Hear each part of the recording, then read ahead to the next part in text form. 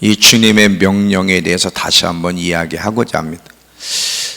오늘 오전 시간에 우리 다니엘님 목사님을 통해서 마지막 때 가장 최우선으로 무엇보다도 해야 될 것이 서로 뜨겁게 사랑하라는 거예요. 서로 뜨겁게 사랑하는 하나님의 명령을 지키려면 경외하는 마음이 있어야 돼. 이게 어떻게 서로 연결되는지, 자, 살아가는 동안 항상 하나님을 경외하는 법을 배우라고 우리에게 명령하시는데 왜 이렇게 살라고 명령하셨을까? 자, 결론을 내리고 풀어갈게요. 마지막까지 하나님이 주신 시간을 낭비하지 말아야 되는데, 여러분, 우리가 하나님께 짓는 큰 죄 중에 하나가 말이죠, 세월을 낭비하는 거예요. 그러면 어떤 분은 세월을 낭비하는 게 뭡니까? 열심히 살아가는 거, 이건 낭비하는 게 아니지 않습니까? 열심히 교회 생활하고 열심히 살아가는데 어떤 게 낭비하는 거죠? 자, 결론적으로 얘기하면 주의 뜻대로 살지 않고 자기 뜻대로, 자기 방식대로, 자기가 하고 싶은 대로 사는 것은, 죄를 짓고 불순종하며 사는 것은 세월을 낭비하는 거예요. 얼마나 그리스도인들이 예수를 믿지만 그 주신 세월을 낭비하고 있는지. 고린도전서 4장 7절에 보면 하나님께로부터 받지 않은 것이 없다는 거예요. 재능, 시간, 건강, 모든 것은 하나님께로부터 왔고 하나님께 받았고 하나님이 빌려주셨다는 거예요. 왜? 하나님의 부르신 뜻을 이루며 살라고 우리에게 빌려주셨다는 거죠. 자, 마지막까지 주신 시간 낭비하지 말아야 되는데, 이번 전심학교를 통해서, 전심 컨퍼런스를 통해서 전심의 마음, 하나님을 섬길 때 어떻게 섬기는 것이 옳으냐, 그것을 깨닫기 위해서 하나님 우리를 어떻게 전심으로 사랑했는지를 먼저 우리에게 설득시켜 주시고, 그리고 어떻게 우리가 전심으로 주님을 사랑해야 되는지, 더 이상 시간을 낭비할 수 없어. 이렇게 배웠는데도 또 옛날 그대로 돌아간다면 그건 참 불행한 거예요. 항상 하나님은 우리에게 기회를 주는데 언제나 끝까지 기회를 주시는 게 아니에요. 기회를 얻고 싶어도 못 얻을 때가 반드시 오요. 하나님은 계속 기회를 주시지만 그분의 때, 그게 언제인지 몰라요. 그러나 주님이 오실 때까지 계속 기회를 주시는 게 아니에요. 어느 순간 기회를 거둬가실 때가 있다는 것을 성경은 계속 이야기해요. 만약에 죽을 때까지 기회가 있다고 생각하면 에서 보세요. 에서 그렇게 울면서 기도했지만 기회를 잃어버렸잖아요. 더 이상 회개하며 돌아올 수 있는 기회가 없었잖아요. 하나님이 전심학교와 컨퍼런스를 허락하신 것은 너무 우리를 사랑해서 회복시켜주고 싶어서 기회를 주시려고 2개월의 과정을 통해서 우리에게 이렇게 훈련시키셨어요. 저도 예상하지 못했고 우리 일라이처 선교사도 사실 전심학교를 하려고 온 게 아니에요. 근데 전심학교를 하게 됐고, 이것이 우리 믿음교회를 향한 하나님의 계획이었다는 걸 오늘 다니엘님 목사님하고 같이 식사하고 커피 먹으면서 얼마나 좋은 대화를 나눴는지, 이게 우연이 아니라는 거예요. 저는 그분이 또 그렇게 깊이 통찰력을 가지고 예언적인 말을 하는 건 처음 봤어요. 하나님의 마음에 감동 주신 것을, 우리 믿음교회를 향한 하나님의 마음 주신 것을 함께 나눈, 이건 절대 우연이 아니라는 거예요. 그리고 본인이 오신 이 시간도 우연이 아니고 우리 믿음교회를 향한 하나님의 부르심을 이제 일깨워 일어나게 하려고 주신 시간이었다는 거죠. 완벽할 수는 없어요. 그러나 또다시 옛날로 돌아가고 또 미지근해지고 세월을 낭비하는 것보다 큰 죄가 없는데 세월을 낭비하지 않고 주님을 떠나거나 멀리하지 않고 전심의 마음을 가지고 무슨 명령을 하시든 순종하며 주님을 끝까지 잘 섬기며 믿음의 경제를 완주할 수 있는 길은 경외하는 마음을 가질 때, 경외하는 마음. 제가 짐 베이커 목사님 그분 얘기했죠. 짐 베이커 목사님이란 분은 여러분 1980년대에는요 세계를 움직이신 분이에요. 그분은 대통령들도 만나고 말이죠. 엄청난 영향을 끼친, 아마 젊은 사람들은 그 짐 베이커를 모르요. 제 나이 때는요 짐 베이커가 우상의 우상. 결국은 그분이 넘어졌어요. 그분이 감옥에서 철저하게 회개해서 45년 형을 받은 걸 8년으로 주님이 줄여주셔서 나오셨는데 그분 책이 있습니다. 그 책을 썼어요. 내가 틀렸습니다. 그 책. 내가 틀렸다는 거에 가르침들이 틀려. 예수 믿으면 복 받는다. 이게 틀렸다는 얘기예요. 그렇다고요 예수 믿으면 복 못 받는다는 게 아니에요. 이분은 그냥 오직 예수 믿으면 성공한다. 예수 믿으면 복 받는다. 이 번영에 대한 거에 포커스를 맞췄거든. 사실 기독교는 십자가예요. 하나님이 축복도 해주시지만 십자가요 좁은 문 좁은 길로 가야 되는데 이 번영하는 사람들은요 그건 끝났다는 거예요. 감옥에서 자기 설교가 어떻게 틀렸는지, 그래서 제목이 내가 틀렸습니다. 그리고 지금 나와서 다시 이제 사역을 하시는데 그분이 고백이 뭐예요? 자기는 타락할 때도 예수님 사랑했다는 거예요. 이게 말이 됩니까?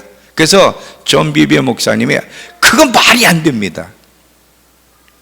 어떻게 주님을 사랑하며 타락할 수 있습니까? 나는 주님을 향한 사랑이 물론 약간의 차이는 있지만 쉽지 않았네. 그러면 왜 이렇게 타락했습니까? 하나님을 향한 두려움, 경외심, 심판대에 대한 지식이 없었다는 거. 근데 나 같은 사역자, 나 같은 그리스도인들이 미국에 천지라는 거예요.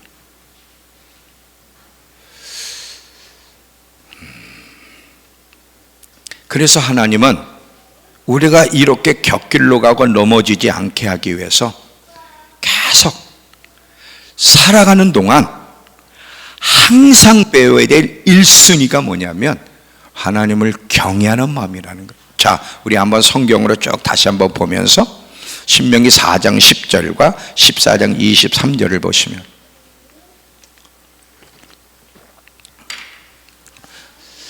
내가 호렙산에서 내 하나님 여호와 앞에 섰던 날에 여호와께서 내게 이르시기를 나에게 백성을 모으라.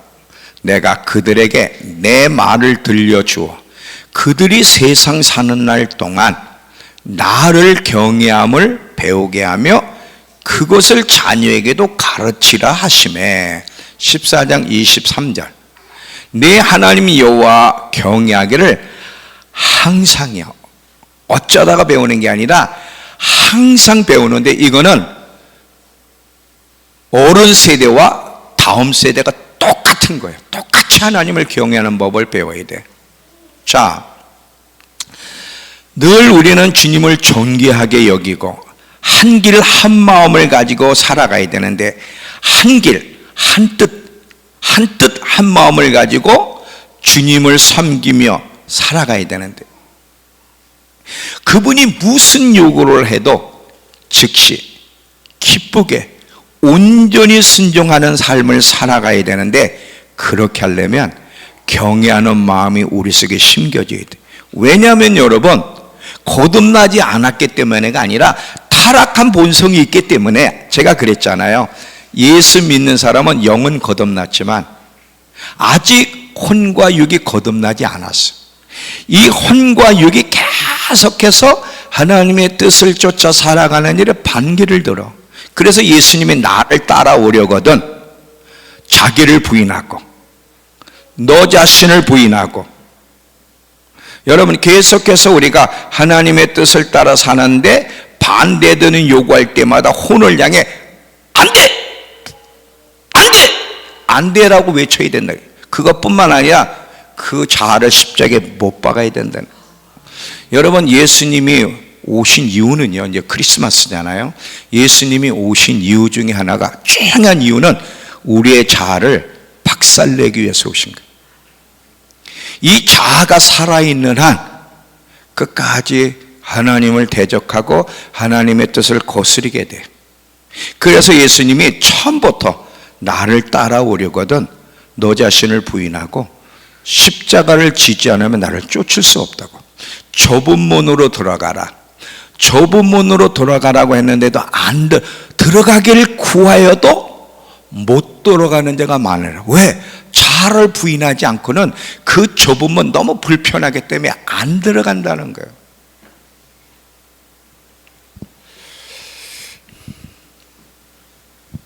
이 혼과 육이, 사탄도 문제지만 혼과 육이 문제. 여러분이 하나님의 복을 받고 여러분이 사도 바울의 고백처럼 디모데후서 4장 7절 위에 보면 나는 믿음을 지키고 나의 달려갈 길을 잘 달렸으니, 이런 고백과 함께 이제후로는 의로우신 재판장께서 나에게 의로운 면류관을 주실 것이요 나뿐만 아니라 또 주의 나타나심을 사모하는 자에게 주신다고, 이렇게 믿음의 경주 마지막에 이런 승리의 고백을 우리도 하기를 원하시는데, 이런 승리의 고백을 하려면 경외하는 마음이 없이는 불가능한 거예요. 이게 불가능한 거예요. 경외하는 마음은요, 단순히 두려움이 아닙니다. 하나님에 대한 단순한 두려움이 아니라 하나님의 거룩함을 깊이 이해하고 정말 하나님을 존경할 때 나타나는 것이 경외심이에요. 물론 경건한 두려움이 있지만 단순히 두려움이 아닌 하나님의 거룩하심, 하나님의 어떤 분을 깊이 이해하고 정말 그분을 존중할 때 그것이 경외하는 마음으로 나타나는 거예요. 하나님을 경외하게 되면요, 하나님이 싫어하는 거 우리도 싫어해요. 하나님이 기뻐하는 거 나도 기뻐해. 항상 하나님이 기뻐하는 것이 뭐고 하나님이 싫어하는 것이 뭔지를 생각하며 항상 하나님이 기뻐하는 일을 선택하고 싫어하는 일을 하지 않게 되는데, 하나님을 경외하지 않으면 예수 믿고 그리스도인인데도 반대로 해. 하나님 기뻐하는 일은 안 하고 하나님이 기뻐하지 않는 일을 하는 일이, 왜 이런 일이 일어나? 하나님을 경외하는 마음을 잃어버릴 때 나타나는 거예요. 솔로몬이 그 예죠. 솔로몬이 여러분 그 얼마나 전심으로 솔로몬만큼 하나님을 전심으로 사랑한 사람이 어디 있어요? 1000번째 제사를 드릴 정도로 솔로몬의 마음속에는 하나님 외에는 없어요. 하나님 외에는 없어요. 그리고 솔로몬이, 제가 얘기했죠, 기드온의 산당에서 제사 드리다가 예루살렘에 와서 제사 드렸다고. 혹시 기억이 나세요? 그렇게 오래됐는데도 기억이 나세요? 와우. 왜냐하면 기드온 산당에는 하나님의 임재가 없고 예루살렘에 하나님의 임재가 있다는 걸 알고 예루살렘에서 하나님께 예배드린다 이거. 그 정도로 초창기에는 솔로몬은 전심으로 주님을 사랑하고 섬겼는데, 무엇이 솔로몬으로 하여금 하나님을 향해 등을 돌리게 하고 타락의 길을 가게 했나? 물론 여인들이 꼬셨지만, 그런데 여인들이 꼬셨기 때문에만이 아니라 근본적으로 그 마음 안에 하나님을 경외하는 마음이 없기 때문에, 경외하는 마음을 없으면 죄에 노출되고 세상의 유혹에 노출되고 우상 숭배하게 되고, 이스라엘 백성의 금송아지 섬긴 게 뭐야? 그 우상 숭배인데 어떻게 그게 가능해? 하나님을 경외하는 마음을 잃어버릴 때, 그리고 배도에 노출되게 돼. 경외하는 마음이 없으면.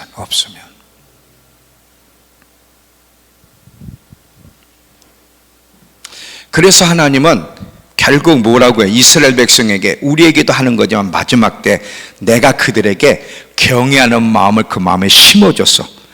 한 길 한 마음으로 나를 떠나지 않고 나를 섬기게 만들 것이고, 그런 그들에게 내가 복을 주시겠다고 말씀하시는 것이 예레미야 32장 40절이요. 자, 예레미야 32장 40절 한번 보세요.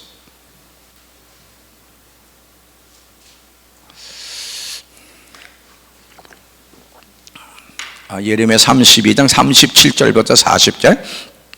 내 노여움과 분노와 큰 격분으로 내가 그들을 쫓아냈던 모든 땅에서 내가 그들을 다시 모은다는 거죠.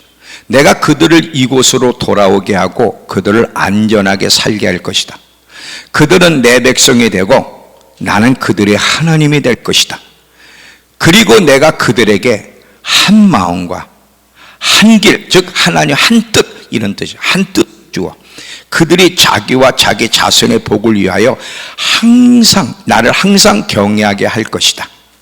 내가 영원한 언약을 내가 저기다 제 개인적인 걸 썼는데, 내가 영원한 언약을 그들과 맺어 그들에게서 돌이켜 떠나지 아니하고, 하나님도 그들에게서 떠나지 않고 그들에게 복을 주시려는데 조건이 뭐냐? 그 전에 뭘 하시느냐? 내가 그들의 마음에 나를 경외하는 마음을 심어주어 그들이 나를 떠나지 않게 하리라. 하나님이 그들에게 하나님을 경외하는 마음을 심어 더 이상 하나님을 떠나지 않고 주님을 정직케 하며 살아가게 할 때, 나도 그들을 하나님도 떠나지 않을 것이며 그들에게 복을 주신다는 거예요. 그때서 그들이 진정 나는 그들의 하나님이 되고 그들은 나의 백성이 되리라야. 여기서 핵심은요, 하나님을 경외하는 마음이에요.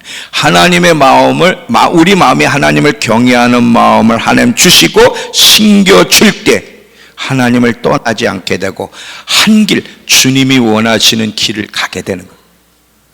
그렇게 될 때 하나님, 나도 너희를 떠나지 않고 너희에게 복을 주리라야. 복을 주리라. 이 경외하는 마음이 우리에게 심겨지는 것이 얼마나 중요한지.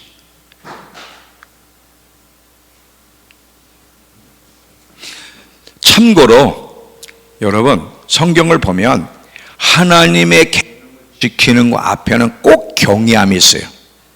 경외하는 마음이 있어야 하나님의 계명, 무슨 요구를 해도 즉시 기쁘게 온전히 지킬 수 있는데, 자, 신명기 10장 먼저 12절에 보면, 우리 암송했죠. 신명기 10장 12절. 이스라엘아, 내 하나님 여호와께서, 그 다음에 뭐죠? 내게 요구하는 것이 무엇이냐? 곧 내 하나님 여호와를 경외하여 그 모든 도를 행하고, 내 하나님 여호와를 경외하여 그 모든 도를 행하고 그를 사랑하며 또 마음을 다하고 뜻을 다하여 그를 섬기고, 내가 오늘날 내 행복을 위하여 내게 명하는 여호와의 명령과 규례를 지킬 것이 아니냐? 다 외우셨잖아요, 그죠? 근데 이렇게 말하기가 부끄러워서 얘기를 못하고, 우리는 늘 저도 부끄러워하고 여러분도 부끄러워하고, 경외하여 그 모든 도를 행하고야, 항상 경외하는 마음이 있어야 그 계명을 기쁘게 즐겁게 즉시 온전히 순종할 수 있어. 자, 한번 쭉 봅니다. 성경을 먼저 시편 112편 1절에서 3절을 보시면, 할렐루야, 여호와를 경외하며 그 계명을 크게 즐거워하는 자는 복이 있도다. 경외할 때 그 계명을 즐거워하며 그렇게 사는 자에게 복이 있도다. 그 후손이 땅에서 강성하며 정직한 자의 후손에게 복이 있으리로다. 부와 재물이 그 집에 있으며 그의 공의가 영구히 서 있으리라. 여러분, 하나님을 경외하는 자에게요, 부와 재물도 주신대요. 고난만 있는 게 아니라 여호와를 경외하는 자에게 부와 재물도 주신대요. 그건 자기를 위해서 주시는 게 아니에요. 하나님 나라를 위해서 부와 재물도 주신다. 시편 86편 11절에 오 여호와여, 주의 길을 내게 가르치소서. 그러면 내가 주의 진리 안에서 다닐 것입니다. 근데 그렇게 되려면 조건이 뭐냐? 내 마음을 꽁꽁 묶고 주의 이름을 두려워하게 해주세요. 내 마음을 꽁꽁 붙잡아 묶고 하나님을 경외하는 마음을 주세요. 그렇게 되면 제가 항상 주의 진리 안에 다니게 될 것입니다. 경외하는 마음이 있을 때 그게 가능한 거예요.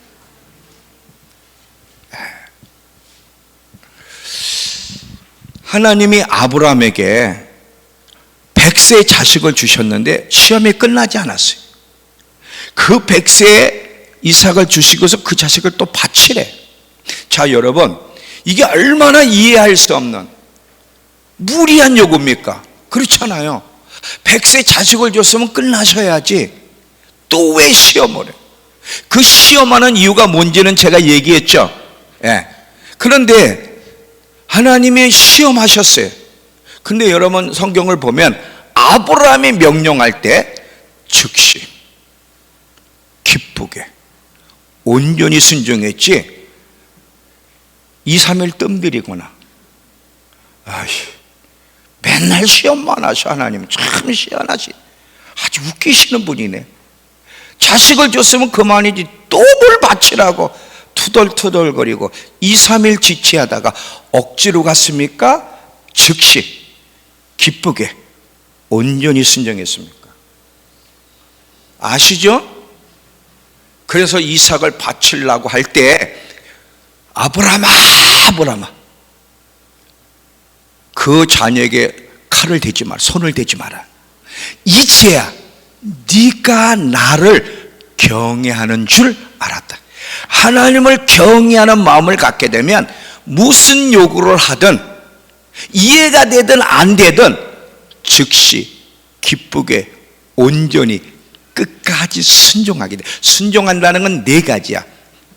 즉시 기쁘게 온전히 끝까지.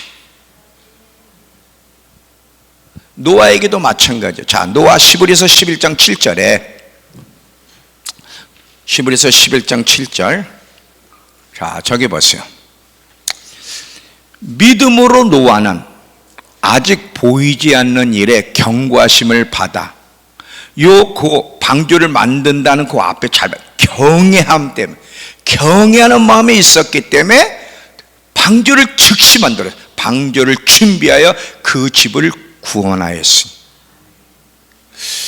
이로 말미암아 세상을 정죄하고 믿음을 따르는 의의 상속자, 믿음으로 산다는 게 뭔지에 대해서 본을 보여줬다는 거예요. 여러분, 믿음으로 산다. 하나님 백성들은 하나님이 무슨 요구를 해도 즉 이해가 되든 안 되든 즉각적으로. 근데 그렇게 하려면 경외하는 마음이 있어야 돼. 경외하는 마음이 없이는, 왜 우리 그리스도인들이 여러분 말씀을 들어도 불순종하지, 순종을 안 하고 그냥 자기가 하고 싶은 대로 살아가죠? 말씀을 들어도 자기 멋대로 살아가잖아요. 하라는 일은 하지 않고 하지 말라는 일은 하는 그 이유가 뭐예요? 왜 이런 식으로 반응하며 살아가? 이유가 뭐예요? 경외하는 마음이 없기 때문에. 예수를 안 믿어서가 아니라 하나님을 향해 경외하는 마음이 없으면 예수를 믿어도 하라는 건 하지 않고 하지 말라는 건 하고 자기가 하고 싶은 대로 살아가게 되는 거예요.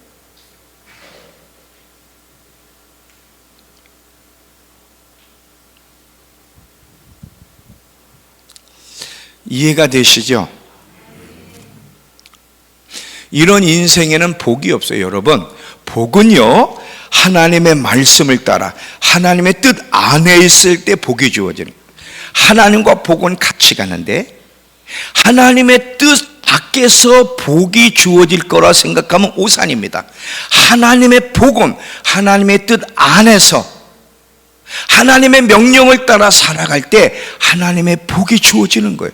항상 하나님의 보호와 하나님의 복은 하나님 뜻 안에 있을 때 가능한 거예요. 그게 성경의 이야기잖아요. 근데 우리 성경의 말씀을 듣고도 자기 멋대로 살아가. 그러면서 하나님 왜 보호해 주시지 않냐고.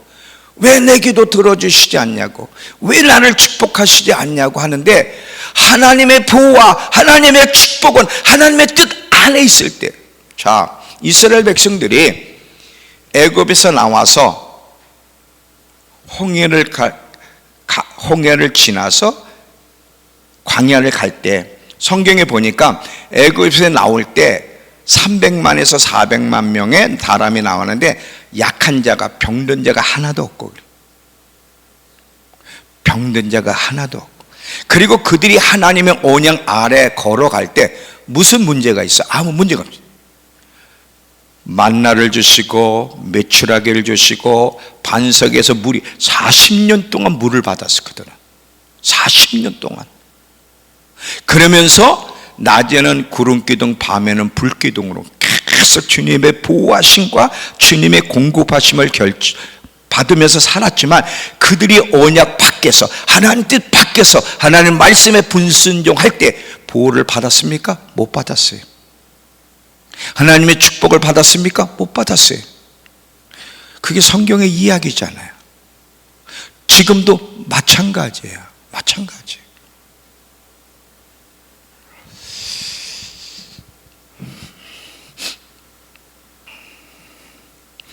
경외하는 마음을 가지고 살아야 진정한 하나님 백성답게 살아. 우리는요, 연약함이 다 있지만 그럼에도 불구하고 진정한 하나님 백성답게 살려면 경외하는 마음이 있어야 되고, 교회가 교회다워지려면, 교회가 하나님이 원하는 교회가 되려면 경외하는 마음이 있어요. 왜 교회 안에 많은 다툼과 분열이 있고 왜 해서는 안 되는 말과 행동을 합니까? 경외함을 잃어버릴 때 해서는 안 될 말, 선택해서는 안 될 선택들을 하게 되고, 교회가 계속 시끄럽게 싸우고 다투고 분열하는 거야. 교회가 정말 하나님 앞에서 든든하게 세워지려면 반드시 경외함이 있어야 되고 하나님의 위로와 하나님의 역사가 있어야 돼. 자, 사도행전 9장 31절을 보시면, 사도행전 9장 31절에 그리하여 온 유다와 갈릴리아 사마리아 교회가 평안하여 든든히 서가고 주를 경외함과 성령의 위로로 진행하여 수가 더 많아지더라. 교회가 평안 가운데 든든히 세워지고 계속 성장하는 데 있어서 어떤 일이 있어요? 주를 경외함과 성령의 위로와 역사가 있었다. 주님을 경외하는 마음이 반드시 있어야 됩니다. 그래야 교회가 교회다워지고 성도가 성도다워지는 거예요. 얼마나 교회가 시끄럽습니까?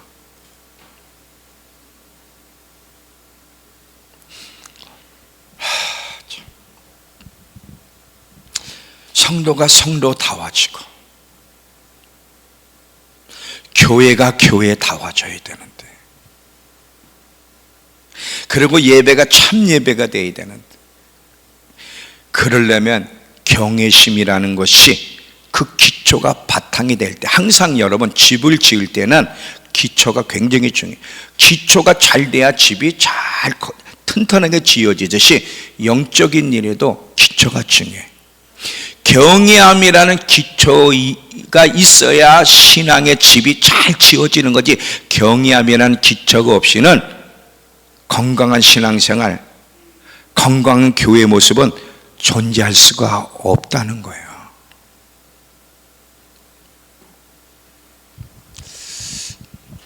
예수님이 평생 하나님을 기쁘시게 하는 삶을 살았고, 하나님의 뜻을 온전히 이룰 수 있던 비결이 뭘까요? 하나님의 아들이시니까요? 아닙니다. 그분은 하나님의 100% 신성을 가지고 있지만 이 땅에 올 때는 100% 또 인성을 가지고 오셨어요. 근데 그분이 이 땅에 사는 동안 항상 하나님을 기쁘시게 하는 일을 선택하고 하나님의 뜻을 위해 십자가에 죽을 수 있었던 것은 하나님을 경외하는 영이 그 위에 머물렀었고, 경외하는 마음을 즐거움으로 삼았기 때문에 그게 가능했다는 거예요. 이사야 11장 1절에서 3절을 보시면, 자, 이사야 11장 1절에서 3절, 이새 줄기에서 한 싹이 나며 그 뿌리에서 한 가지가 나서 결실할 것이요 그 위에 예수님 위에 여호와의 영 곧 지혜와 청명의 영이요 모략과 재능의 영이요 지식과 여호와를 경외하는 영이 예수님께 임하리니 강림하리니 그 결과 어떤 일이 그가 여호와를 경외함을 즐거움으로 삼으며 눈에 보이는 대로 판단하지 않고 귀에 들리는 대로 심판하지 않았다는 거예요. 자, 우리는 보이는 대로 판단하잖아요. 들리는 대로. 귀가 그렇게 얇아. 여기서 이 소리 하면 그거 같고 저기서 저 소리 하면 저거 같고 들리는 대로 보이는 대로 늘 우리는 비판하고 판단하고 정죄하잖아요. 왜 그래? 남문수 집사님 왜 그래? 갑자기 당황을 하시네. 왜 보이는 대로 판단하고 들리는 대로 왜 말을 해? 근데 예수님은 그렇게 안 하셨다는 거예요. 왜? 경외하는 영이 그 위에 임하여 그 경외함을 즐거움으로 삼는 자에게는 그렇게 할 수가 없는 거예요. 주님이 싫어하는 것을 싫어하고 그분이 기뻐하는 것을 기뻐. 말과 생각과 선택에 있어서 누구의 영향을 받느냐는 하나님을 경외하는 마음이 있느냐 없느냐에 따라 달라지는 거예요. 달라지는 거예요. 사람은 여러분 완벽할 수 없습니다. 저도 죄인이고 우리 모든 다 연약함이 있잖아요. 그럼에도 불구하고 중심에 진정한 하나님 백성답게 정말 교회가 교회다워지려면 경외하는 마음이 있어야 돼요. 많은 사역자들이 그렇게 피 터지게 싸우고 말이죠. 무너지고 교회가 그렇게 갈라지고 성도들끼리 막 상처를 받고 시험도 하고 이게 다 뭐 때문에 경외하는 마음이 없을 때 나타나는 현상들이거든. 경외하는 마음이 있으면 아까 초대교회처럼 교회가 든든하게 세워져 간다는 거예요. 든든하게. 그러니 경외하는 마음이 얼마나 중요합니까? 경외하는 마음이에요. 여러분 경외하는 마음은 단순한 두려움이 아니에요. 하나님 앞에 가장 고귀한 마음이고 우리의 보배가 되는 것이 있다면 경외하는 마음이에요. 경외하는 마음만큼 고귀한 마음도 없고 보배도 없어요. 정말이에요. 정말. 그러면 경외하는 마음을 가지고 신앙생활을 해야 되겠는데 무엇이 우리로 하여금 경외하는 마음을 만들고 경외함의 촉매 역할, 계속 경외할 수 있는 마음을 불붙여 줄까요? 무엇이? 두 가지입니다. 하나는 하나님이 어떤 분이신지를 깊이 알아갈 때 가능하고요. 두 번째는 심판대에 대한 지식이 있어야 돼요. 자, 경외하는 마음에 불을 붙여서 항상 경외하는 마음을 가지고 살아야 되는데 그 경외함의 기초에는 먼저는 하나님이 어떤 분이신지를 깊이 알아갈 때 그때 하나님에 대한 전심의 마음도 일어나지만 경외심, 사실 하나님에 대한 전심의 사랑의 전심의 마음, 사랑의 마음과 경외하는 마음은 분리가 아니야. 단어가 서로 달라가지고 이게 분리인 것 같지만 사실은요, 하나님을 온 마음으로 사랑하는 사람은 경외하는 마음을 갖게 되고 하나님을 경외하는 사람은 하나님을 온 마음으로 사랑하기 위해서, 이건 분리가 안 돼. 하나야 사실은. 자, 그 얘가 아브라함이잖아요. 아브라함이 이삭을 바칠 때 하나 무슨 시험을 했어요? 하나님은 얼마나 전심으로 하나님 외에 그가 사랑하는 것이 없다는 걸 입증했잖아요. 아무리 이삭 귀한 것도 하나님보다는 우선일 수 없고 하나님이 자기에게 전부라는, 하나님을 전심으로 사랑한다는 게 입증되면서 입증됐잖아요. 그리고 그것이 어떻게 경외함으로 함께 가는지를 아브라함이 보여줬다 이거죠. 하나님의 마음에 그렇게 즉시 온전히 순종할 수 있었던 것은 경외함이 있었기에, 사랑과 경외는 분리가 아니야. 같이 가는 거예요. 같이 가는 거예요. 그래서 여러분, 하나님이 어떤 분이신지를 깊이 알아갈 때, 그리고 심판대에 대한 지식이 확실할 때 하나님을 경외하는 마음에 불을 붙여주는 거야. 불을 붙여줘요. 여러분, 이제 심판대에 대한 얘기를 했잖아요. 사실은요, 복음하면 예수님이 이 땅에 오셔서 죽으시고 부활하시고 그리고 승천하시고 재림하시고, 여기서 끝나면 안 돼. 심판대와 영원한 세계까지가 다 복음인데, 정말 중요한 것은 심판대야. 성경을 보면 모든 믿음의 사람들이 계속해서 공통적으로 강조하는 것이 뭐냐? 그날 심판대를 계속 공통적으로 강조해. 모든 복음서 안에 다 있어.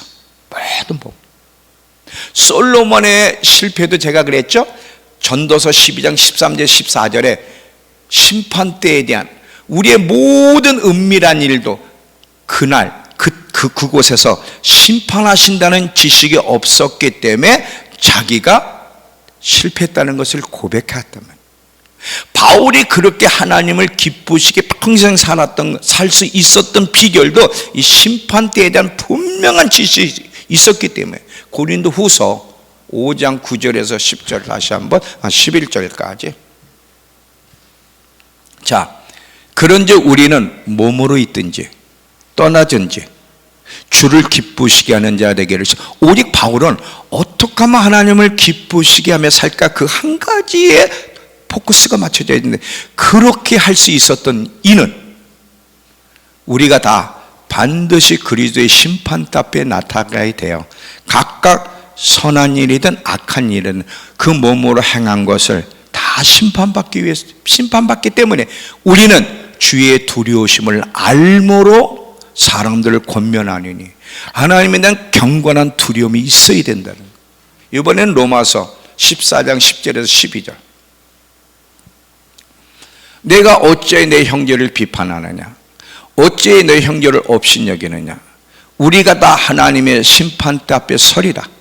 기록되었으되 주께서 이르시되 내가 살았노니 모든 무릎이 내게 꿇을 것이요 모든 혀가 하나님께 자백하리라 하였느니라. 이러므로 우리 각 사람이 자기를 하나님께 심판대에서 짓고야 되기 때문에 남을 비판해도 안 되고 판단해도 안 된다는 거예요. 여러분, 제가 아는 분이, 뭐 이름 얘기하면 여러분 다 아니까 그냥 제가 아는 분이 심판대 섰어요. 정말 심판대 섰는데, 심판대 딱 서고 나니까 어떻게 예수님 앞에 진실을 말해? 진실을 말하면 안 되잖아. 우리 무슨 말인지 아시겠어요? 그래서 주님 앞에 거짓말을 하려고 할 때 혀가 다시 돌아서 진심을 말할. 진실을 말하면 안 되는데 하면서 또 거짓말. 나 안 그랬어요. 나 안 그래. 나 비판 안 했어요. 비판했어요. 비판 안 했어요. 하려고 하다 비판했어요. 진실 외에는 거기서는 거짓말을 못해. 이 혀가 진실만 말하게 되네. 너무너무 무서웠대. 너무너무나. 그걸 딱 경험하고 나서 여러분 생각해 보세요. 아마 저나 여러분 마찬가지야. 그분 앞에 가서 진실을 말하면 죽는데 어떻게 진실을 말해? 응? 나 비판 안 했어요. 남 수고 안 봤어요. 나 거짓말 안 했어요. 나 미워 안 했어요. 이런 말을 해야 되는데 안 했어요 하려고 하는데 했어요. 죽는 거지. 여러분, 심판대에 대해서 우습게 생각하면 안 됩니다. 그렇다고 여러분 겁줄려. 하나님 왜 이 말을 해? 믿음의 여정을 잘 완벽할 수는 없지만 우린요 예수님이 될 수는 없어. 그러나 작은 예수님 가까이까지는 갈 수 있는 거야.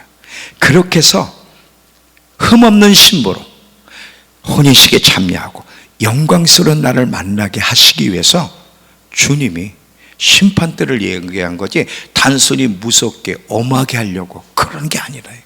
여러분, 부모가 자식 왜 매를 때려? 사랑하기 때문에, 반듯하게 자라갈 수 있도록 하기 위해서 매를 때리잖아요. 그래서 지혜로운 성도는 심판대에 대한 지식이 명확해서 그 심판대에 입각해서 하루하루를 살아가는 거예요. 지혜로운 다섯 처녀와 어리석은 다섯 처녀의 차이가 뭐예요?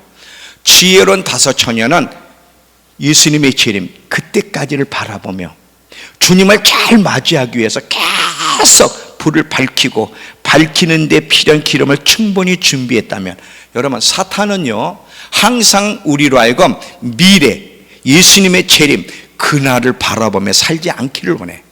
왜냐하면 그날에 대한 지식이 있으면 사람이 바뀐다는 걸 알아.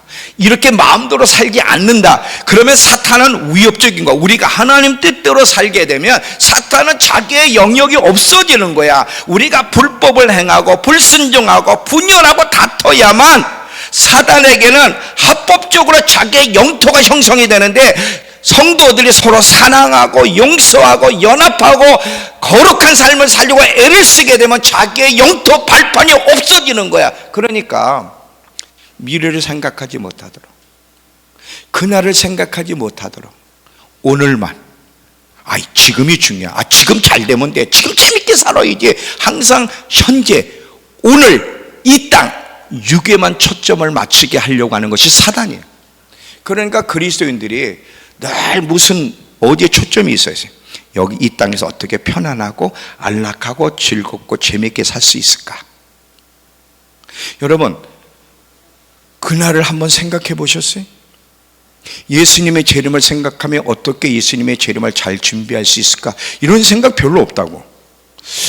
어떻게 하면 편안하게, 어떻게 하면 안락하게, 어떻게 하면 재미있게, 어떻게 하면 성공하며 살아갈까? 거의 이런 생각이거든.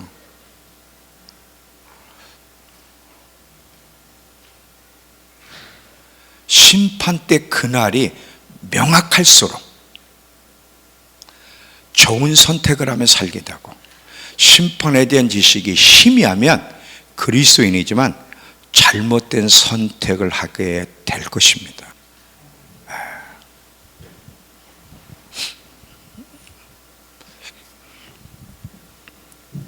자, 고린도전서 3장 10절에서 15절도 보시면, 자 보세요. 고린도전서 3장 10절에서 15절. 자, 내게 주신 하나님의 은혜를 따라 내가 지혜로운 건축자처럼 기초를 닦았으며 다른 사람이 그 위에 건물을 세웁니다. 그러나 각각 그 위에 어떻게 세울 것인지 신중을 갖기 해야 합니다. 아무도 이미 닦아놓은 기초 위에, 예수라는 기초 위에는 다른 기초를 놓을 수 없다는 거죠. 그 기초는 곧 예수 그리스도십니다. 예수라는 기초 위에 우리 신앙생활을 이제 집 짓는데 어떤 재료로 짓는지로 설명을 하는 거예요. 만일 누가 이 기초 위에 금이나 은이나 보석이나 나무나 풀이나 지푸로 건물을 세우면 각 사람이 들인 정성과 힘이 드러날 것입니다. 이는 그날 심판 때에 그것들이 불 가운데서 나타남으로 밝히 드러날 것이기 때문입니다. 불은 각 사람이 들인 정성과 힘이 어떠한지 시험할 것입니다. 만일 누가 그 기초에 세워놓은 일이 그대로 있으면 상을 받고, 만일 누가 그 위에 세워놓은 일이 불타 없어지면 해를 입을 것입니다. 그 자신은 구원을 받을 것이나 마치 불길 속에서 간신히 피해 나온 사람처럼 구원을 받는다는 거예요. 달라요. 달라. 그리스도인이지만 상을 받는 사람이 있고 겨우 불 속에서 억지로 나와서 겨우 구원받은 사람이 있다는 거죠. 그러니까 정말 상을 받고 영광스러운 날을 만나려면 늘 심판 때에 대한 지식 속에서 최선을 다해서 하나님이 기뻐하는 선택을 하며 사는 길 외에는 없는 거예요. 항상 타락한 본성이 우리를 자꾸 하나님이 기뻐하지 않는 쪽 우리를 끌어가잖아. 해서는 안 될 말, 해서는 안 될 행동, 자꾸 그쪽으로 끌어갈 때 경외하는 마음이 심겨지면 이건 안 돼, 이렇게만 안 돼 딱 나오는데, 경외하는 마음이 없으면 자기 생각대로 감정대로 하고 싶은 대로 행동하며 살아간단 말이죠. 그렇게 되면 그날 어떤 일이 벌어질 거냐, 어떤 일이. 사람은요 최선을 다해야 되는데 최선을 다할 수 있는 길은 오직 하나님을 경외하는 마음. 근데 그 경외하는 마음이 우리 안에 불붙으려면, 그 경외하는 마음에 촉진시키려면 심판대에 대한 지식, 하나님이 어떤 분인지를 깊이 알아감과 동시에 심판대에 대한 지식이 분명히 우리 안에 살아있을 때 가능한 거예요. 그렇게 되면요, 남 얘기 안 합니다. 요즘 그렇게 남 얘기하는 게 싫더라고. 남 얘기하는 게. 옛날에는 남 얘기하는 게 얼마나 재미있는지 몰라. 재밌어 안 재밌어? 그거보다 꿀맛이 없어. 남 잘 되는 얘기는 그렇게 재미없는 거예요. 아니면 누구 아무게 우리 남원수 집사님 참 너무 멋진 것 같아. 항상 웃고, 야 저런 여자 처음 봤어. 믿음 생활도 저렇게 이쁘게 한 번도 시험 든 적 없어. 그런 말 하면 그 말 하지 마. 재미없어. 누가 어떻게 시험 들고 어떻게 꼬꼬라지고 집안에 어떤 문제가 생기고 얼마나 꿀맛이고 재미있는지. 분당에 제가 그랬죠. 분당에 가서, 제가 요즘도 분당에 가면 저는 이렇게 요즘도 그렇게 백화점이 좋은 줄 몰라요. 저 한 번쯤 데려가셔서 스시 한번 분당에 가면 거의 스시 먹는 거지. 우리 집사람은 안 된다고, 나는 된다고. 스시 가서 먹고 이제 커피 한 잔 먹으면 백화점에 사람들이, 특별히 분당에는 여자들이 대낮에 여자밖에 없는 거지. 근데 전부 다 그리스도인이에요. 왜? 집사님, 권사님 여기 빨리 와봐. 다 이러니까 그리스도인이지. 모여가지고 내가 무슨 말을 하는지 1시간 동안 들어봤어요. 이야, 한번 입을 열면 닫혀지지가 않아. 가정 흉서부터, 시어머니 흉서부터, 남편 흉서부터, 교회 목사님과 성도들 사모님 이야, 1시간 동안 좋은 소리 한마디도 안 해. 그냥 온통 흉보다가 이제 퇴근할 때가 됐으니까 남편 맞이해야 돼. 또 가서 퇴근하더라고. 너무 화딱지 나한테 내가 소리 지를 뻔했다니까. 너무 화딱지가 나가. 당신들 뭐하냐고. 당신들 심판 때 알아? 정말 이 소리 지르고 싶었는데 참았어. 요즘도 가면요, 좋은 소리 하는 여자 한 번도 못 봤어. 근데 그걸 매일 해도 그렇게 즐거운 거야. 별식을 먹는 것 같아. 별식. 남 재밌는, 남 저 잘 되고 있는 얘기는요, 밥맛이 없어. 그거 밥맛이. 근데 남 잘 안 되는 얘기, 남 흉 얘기는요, 별식과 같이 다 그렇게 맛있는지 모르겠어요. 이것을 고치려면 경외하는 마음이 있어야 돼요. 사람은 완벽할 수 없습니다. 여러분 두려워하지 마세요. 우리 다 실수해요. 저도 실수해요. 생각을 보고 말을 보고 행동을 하면 하나님이 기쁘시게 하지 못하는 행동들을 할 때가 많아요. 근데 중심에서 경외하는 마음을 가져야만 그래도 중심을 올바르게 잡고 올바른 방향으로 나가는 거거든요. 요즘요, 저는요, 남 얘기하는 게 그렇게 싫은 거 있지. 나하고 관계가 없어도 그렇게 남 얘기하는 게 그렇게 싫은 거예요. 이렇게 가다 보면 이렇게 나하고 관계가 없는 사람 흉도 보잖아. 차가 갑자기 확 미친놈 갑자기 확 오면 우리 얼마나 성질 나요. 식당에서 밥맛이 없으면 왜 이렇게 밥맛이 없냐, 이러면서 왜 돈을 받냐고 별 얘기를 다 하잖아요. 근데 그게 이렇게 싫은 거야. 난 근데 그게 너무 감사해. 왜냐하면 남 흉보는 얘기가 싫다는 게 내가 어느 날 하나님 고맙습니다. 고맙습니다. 여러분, 하나님이 우리 인간을 키우신다는 거 아세요? 저는요, 우리 가은이가 엄마 아빠한테 가서 어느 날 엄마 아빠 저 부족하지만 이렇게 반듯하게 잘 자랄 수 있도록 키워주셔서 고맙습니다. 그러면 윤미하고 태용이 일주일 동안 둘이서 못 일어나. 너무 감격해서. 제가요, 하나님 앞에 뭐라고 고백한 줄 아세요? 근데 오해 마세요. 저 단점이 많아. 우리 집사람한테 물어보세요. 삐돌이라 항상 저한테 삐돌이 제 삐돌 아세요? 제 별명이 삐돌이라는 거 우리 집사람한테 물어보면 맞습니다. 그래.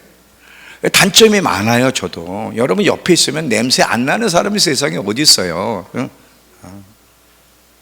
근데 제가 고백하다 울었어. 하나님, 저를 키워주셔서 사실이야.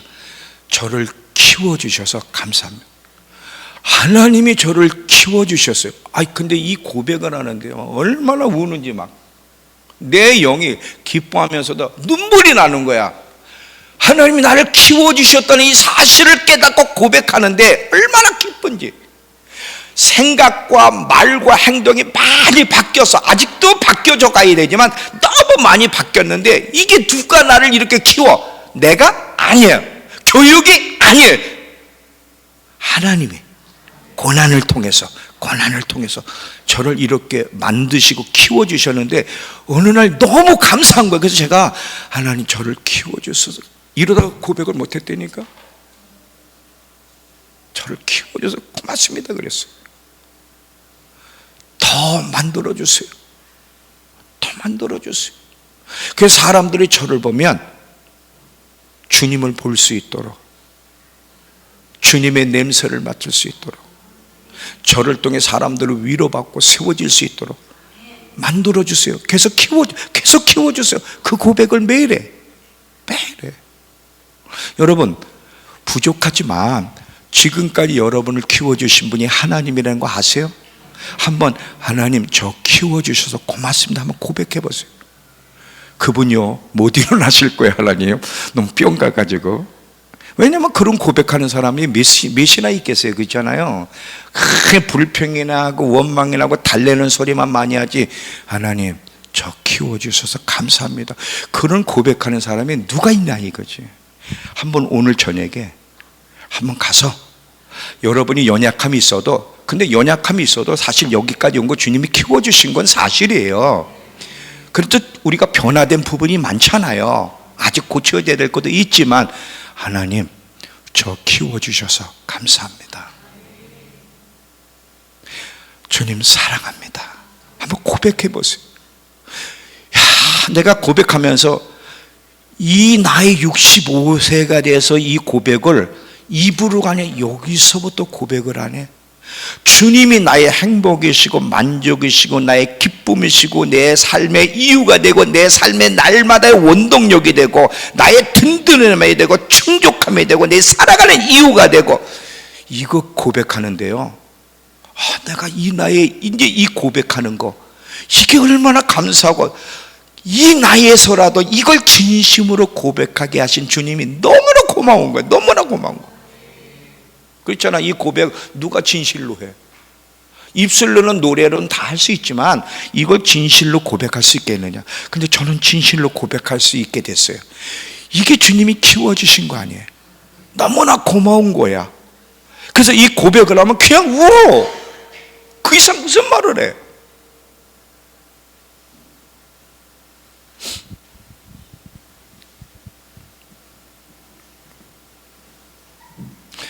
하나님이 아무것도 안 해주신 것 같은데 아니에요.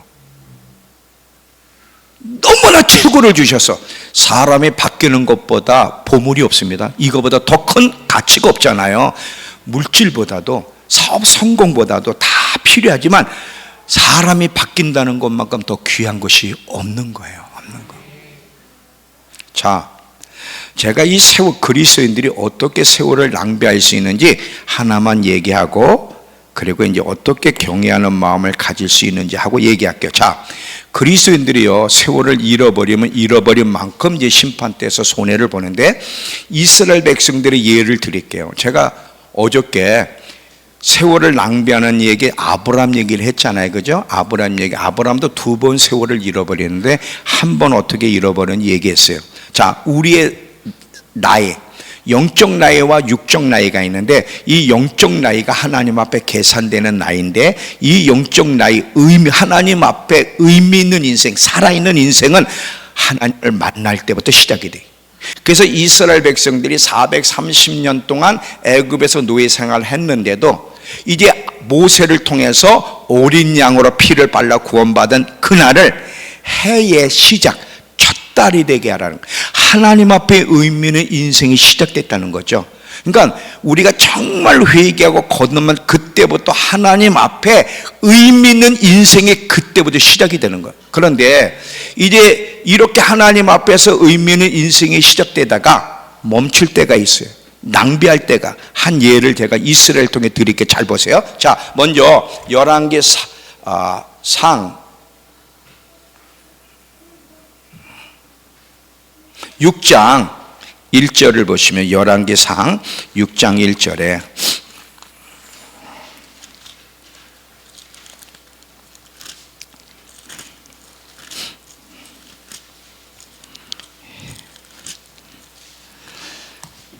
자, 잘 보세요. 지금 이스라엘 자손이 애굽 땅에서 나온 지 480년. 이스라엘 백성이 애굽에서 나온 지 480년의 시간은 솔로몬 4년 여기 보면 솔로몬 4년 15월. 근데 둘째 딸이라는 거야. 그걸 말하자면 우리나라 달력 시작할 때 보면 2월이 된 거야. 그러니까 사실은 만 3년이 지난 거지.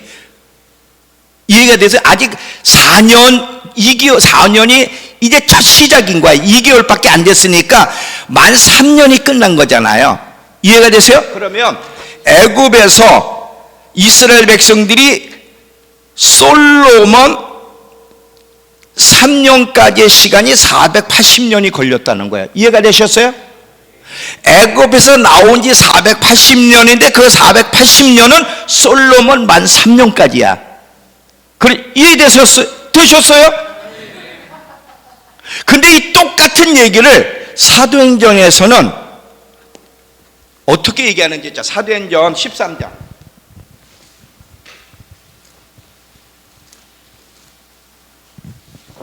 사도행전 13장 18절부터 보면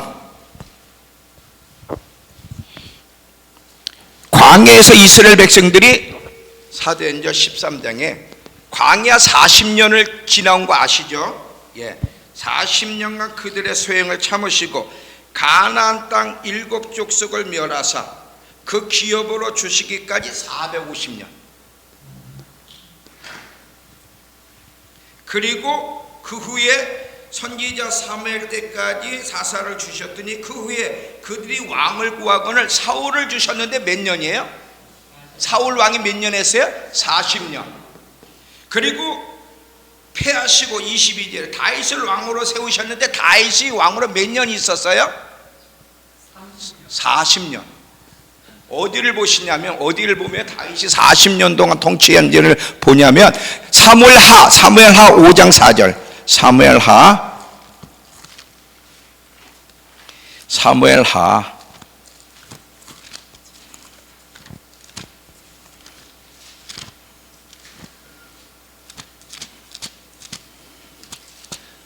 5장 4절을 보시면 다윗이 나이가 30세의 왕위에 올라가 몇 년을 다스렸다? 40년. 자, 40년. 그리고 솔로몬 3년까지야. 이 내용하고 똑같은 스토리인데 이거 빨리 계산해봐요. 몇 년이에요 이거? 573년이에요 573년을 거쳤는데 왜 열왕기 상에서는 480년이라고 얘기했을까? 똑같은 시기를 얘기하는데, 자, 애굽에서 솔로몬 3년까지를 480년이 흘렀다고 열왕기상에, 왕상에서는 얘기를 하는데 사도행전 13장을 똑같이 보니까 573년이 흘렀단 말이야. 그러면 차이가 몇 년이에요? 93년의 차이가 있는데 이건 어디서 차이가 있는 걸까? 제가요 이거 설교했다가 박사하는 사람이 기절을 했어. 제 설교를 듣고. 자기가 그렇게 성경을 연구했는데 어떻게 이걸 알았냐는 거예요. 기절한 성경 기절입니다. 여러분 물론 기절 안 하시겠지. 잘 잡아요. 그러면 93년인 차이가 있는데 왜 그런데 이 차이는 어디야? 잘 봐요. 열왕기 상에서 480년이라고 한 거는 이스라엘의 영적 상태를 얘기한다면, 사도행전에서 얘기하는 이스라엘, 그냥 이스라엘의 전체 역사를 얘기해. 전체 역사는 573년이지만 하나님 앞에 올바로 산 거는 480년, 93년은 잘못 살았다는 거야. 이건 잃어버린 세월이라는 거야. 근데 어디서 잃어버렸을까? 사사시대 때 다 잃어버렸죠. 자, 이제 한번 사사시대로 가봅니다. 사사시대는요, 하나님 앞에 잃어버린 시기예요. 자, 사사시대 보면 이스라엘 민족 전체가 죄를 져서 이방인들에게 포로로 잡혀간 것만 보겠습니다. 사사기 3장 8절을 보시면, 사사기 3장 8절에 이스라엘이 구산 리사다임에게 몇 년 섬겨요? 8년. 꼭 기억하세요. 8년. 그 다음에 사사기 3장 14절에 보면 모압 왕 에글론에게 몇 년 섬겨요? 18년. 근데 이거 말은 잘해. 18, 18이라고 하지 말 18 이렇게. 사사기 4장 2절에서 3절은 가나안 왕 야빈에게 몇 년을 섬겨요? 20년. 사사기 6장 1절에 보면 미디안을 몇 년 섬겨요? 7년. 사사기 13장 1절을 보면 블레셋에 몇 년을 섬겨요? 40년. 거기 나오잖아요, 그죠? 합치면 몇 년이에요? 93 합치면. 지금 사사기에 계속 이스라엘 백성이 우상숭배 불순종할 때마다 이방인의 포로로 끌려간 거는 영적 나이 계산이 안 되는 잃어버린 세월들이에요. 93년을 잃어버린 거야. 성경이 얼마나 명확해.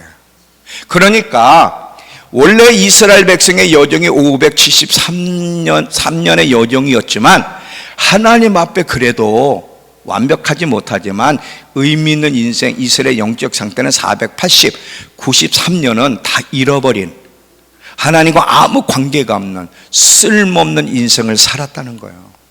이게 성경이에요. 많이 나오는데 한 예만 드린 거예요. 예만.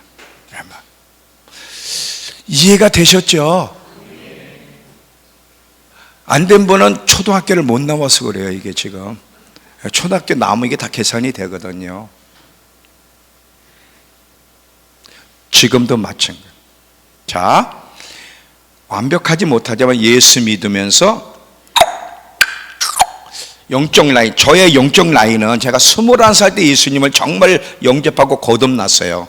21살 때. 근데 지금 나이가 65세면 제 영적 라인은 얼마가 돼야 돼? 사실은 44가 영적 나이가 돼야 되지만 제 영적 나이가 44살일까요? 아니면 좀 작을까요? 솔직히 얘기해도 괜찮아요. 예. 예? 작죠. 왜?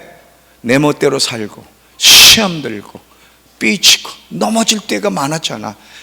하나님 뜻에서 벗어나서 시험 들고 불순종하는 그 시기는 멈춰버려. 회개하고 다시 하나님 뜻 안에 들어올 때 다시. 저는 얼마나 잃어버렸을 것 같냐? 그냥 제가 볼 때 완벽하지 않지만 10년 정도는 잃어버린 것 같아요. 왜냐하면 10년 세월 얼마나 주님을 원망했는데 막. 그래서 제가 조신하니, 영어로 조신하니 뭐지? 가리스굿. 그 노래 안 불렀다니까. 뭐가 가리스굿이야? 너무 하나님에 대한 이해가 없으니까, 너무 인생이 힘들고 어렵다 보니까 그냥 하나님 앞에 너무 원망이 되고 막 반대로 행동을 했어요. 10년은 방황하는 시기였어요. 근데 다시 주님이 신돌산에서 만나주시고 회개하고, 그때가 사실 두 번째로 거듭나는 시간. 그때부터 주님과 함께 걸어가는 법을 배웠는데, 지금까지 사실 저는 완벽하지 못하지만 잘 달려왔고 후회가 없어요. 정말 후회가 없어. 아마 30년은 잃어버렸을 것 같고 35년의 나이는 맞을 것 같아요. 이거요, 대단한 겁니다. 어떤 사람은 40년 예수 믿어도요, 영적 나이는 1살인 사람이 있고요, 5살, 10살 많은 거예요. 이거 왜 이런 일이 벌어져? 하나님에 대한 지식이 없다 보니까. 이런 지식, 세월을 잃어버릴 수도 있다는 이 지식이 없고 경외함이 없이는 자기 멋대로 살잖아요. 이렇게 될 때 어떻게 세월을 잃어버린 상태에서 주님 앞에 갈 수 있는지. 근데 여러분, 낙심도 하지 마세요.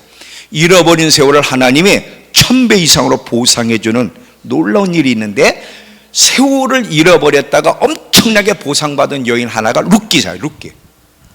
이 룻이라는 여인은요, 이방 여인이에요. 이 여인은 나이 계산이 안 돼. 하나님 믿지 않는 사람들은 살아있으나 죽은 자와 마찬가지야. 절대 나이 계산이 안 되는데, 이 룻이라는 여인이 나오미를 통해 하나님 백성 안으로 들어가잖아. 그리고 예수님의 족보에 들어. 이 여인은요, 시작은 늦게 시작했지만, 그래서 성경에 보면 나중된 자가 먼저 되고 먼저 된 자가 나중된다는 이 얘기, 여기에 해당하는 여인 중에 하나가 룻이에요. 이 여인은 처음에는 나이가 없었지만 이 이스라엘 민족 안에 들어가서 예수님의 족보까지 들어간 1000배 이상의 보상을 받은 여인 중에 하나가 룻이란 여인이고, 라합이란 여인이요, 예수님 족보에 들어가는. 그러니까 잃어버린 세월도 하나님이 보상해 줄 수 있다. 그러니까 우리가 보상을 받으면 마지막 때를 살아야 되는데, 그러려면 딱 하나님의 뜻 안에서 살아야 되는데, 하나님의 뜻 안에서 살려면 경외하는 마음이 심어져야 되는 거야. 그렇지 않으면 하나님의 뜻 밖에서 살 때가 많기 때문에 그러는 거죠. 이해가 되시죠? 자, 그러면 하나님을 경외하는 마음을 가지려면 어떻게 해야 되는가? 아까 사실 하나님이 어떤 분이신을 깊이 알아가야 되고 심판대에 대한 지식을 가져야 된다고 얘기했지만, 그럼에도 불구하고 간단하게 1분 3가지만 얘기하면, 첫 번째는 기도해야 돼. 하나님, 경외하는 마음을 심어주세요. 예레미야 32장 40절에 내가 그들에게 경외하는 마음을 심어줘서 나를 떠나지 않게 하리라. 하나님, 경외하는 마음을 제게도 심어주세요. 예수님에게 하나님을 경외하는 영이 임하여 그 경외함을 즐거움으로 삼았던 이 은혜가 제게도 임하게 해달라고 기도해야 되고요. 두 번째, 하나님이 어떤 분을 자꾸 알아가는 데 힘써야 돼. 하나님이 어떤 분을 알아가는 만큼 경외하는 마음이 형성되고 강하고 용맹을 바라는 그리스도인들이 되는 거예요. 세 번째, 이 경외라는 단어를 한번 여러분이 다 성경에서 찾으세요. 성구사전 보면, 이번에 앱 같은 데 보면 경외라는 단어를 찾으면 구약부터 신약까지 경외에 대해서, 경외가 뭔지, 경외하는 사람에겐 어떤 복들이 주어지는지 쫙 리스트가 나와. 그거를 단어장에 이런 데도 쫙 노트에다 기록해 놓고 하나씩 묵상하고 중요한 건 외우는 거예요. 여호와의 친밀함이 경외하는 자에게 있으며 그들에게 그 언약을 내게 보이리로다. 여호와를 경외하지 않는 것이 악이다. 이 하나님을 경외할 때, 안 할 때 어떤 일들이 벌어지는지를 쫙 리스트로 만들어서 묵상하고 중요한 것은 암송하고 되새기는 거예요. 이게 우리가 이런 노력을 할 때 하나님이 경외하는 마음을 심어주시고, 경외하는 마음이 심겨지면 사람은 달라집니다. 이렇게 될 때 오늘 다니엘님 목사님이 마지막 때는 무엇보다도 뜨겁게 사랑해야 된다, 경외하는 마음이 있을 때 이게 가능한 거지, 그렇게 외쳐도 하나님을 향한 경외하는 마음이 없으면 안 되는 거 아시죠? 네. 하나님이 도와주셔야 돼. 하나님이 도와주셔야 돼.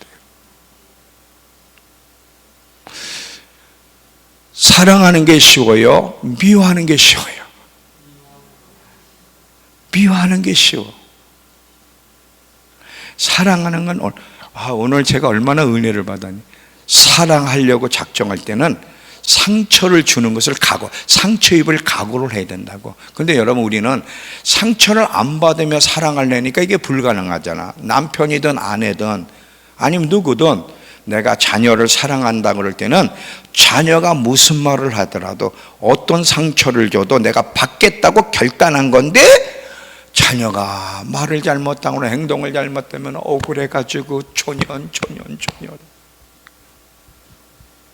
억울해. 근데 오늘 다니엘리 목사님이 그냥 사랑한다는 게 뭐냐, 너무 중요한 얘기를 했잖아요. 상처받을 걸 각오하는 거라 그랬잖아요. 언제나 나한테 상처를 주라고, 성원이가 나한테 상처 줘도 내가 허락할게, 이게 사랑한다는 거거든. 근데 사랑한다 그러고 저놈의 자식이 어떻게 저렇게 말을 하지? 아니면 이렇게 막 상처를 받는다고.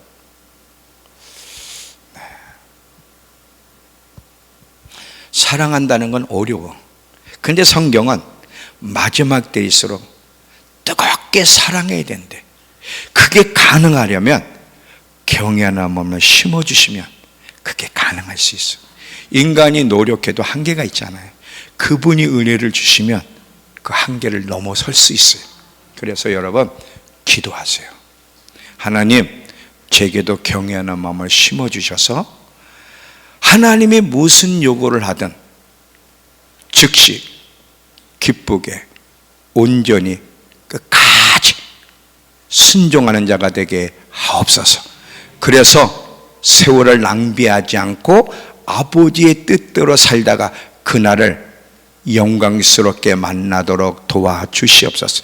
이것이 저와 여러분의 기도가 되고 고백이 되고 삶이 되기를 축원합니다. 다 같이 일어나서